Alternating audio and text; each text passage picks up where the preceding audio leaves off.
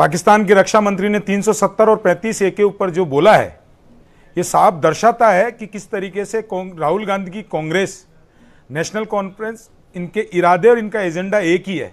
और उस एक ही एजेंडा के कारण आज ये देशवासियों की जो भावनाएं हैं उनको आहत करते हैं और किस तरीके से ये हमारे विरोधियों के साथ खड़े रहते हैं, विरोधियों का जो है सम्मान करते हैं। ये मैं इसलिए कह रहा हूं क्योंकि जब भी राहुल गांधी विदेश में जाते हैं तो भारत के संविधान और संवैधानिक संस्थाओं को तार तार करने का, शर्मसार करने का काम करते हैं। लेकिन हमारे विरोधी आतंकवादियों के लिए कभी दो शब्द नहीं कहते। कभी आपने सुना विदेशी धरती पे उन्होंने पाकिस्तान के आतंकवाद पे कभी बोला हो कि पाकिस्तान आतंकवाद फैला रहा है या कभी पाकिस्तान की बुराई करी हो? और ये तो ये अभी मेरे मित्र कह रहे थे कि पाकिस्तान ये गए और वो गए। इनका पाकिस्तान प्रेम कितना अच्छा देखिएगा। मणिशंकर अय्यर जब 2014 में प्रधानमंत्री बने नरेंद्र मोदी जी, तो मणिशंकर अय्यर पाकिस्तान में जाके ये बोले कि आप लोग सपोर्ट करिए नरेंद्र मोदी को हटाने में हमसे। तो ये तो यहाँ की सरकार को हटाने के लिए पाकिस्तान से समर्थन मांगने गए थे।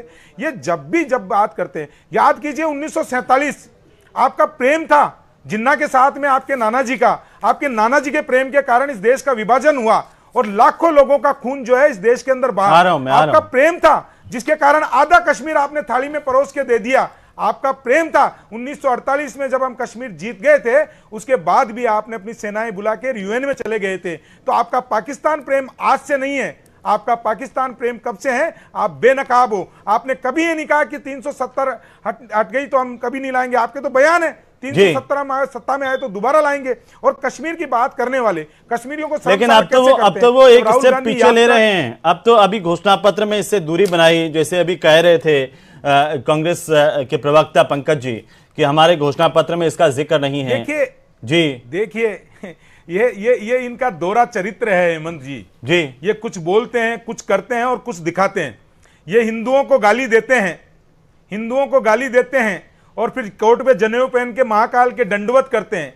ये पाकिस्तान के लिए यहाँ कहेंगे, चीन के लिए कहेंगे कि चीन सीमा में घुस गया और चीन के डिप्लोमेट के साथ में बैठ के भोजन कर रहे होंगे जब हमारे सेना के जवान वहां पे संघर्ष कर रहे होंगे। ठीक है, तो पंकज जी जवाब दीजिए। मैं पंकज जी थोड़ा सा आपको रोक रहा हूं। सोहेल काजमी साहब, अगर आप मुझे सुन रहे हैं।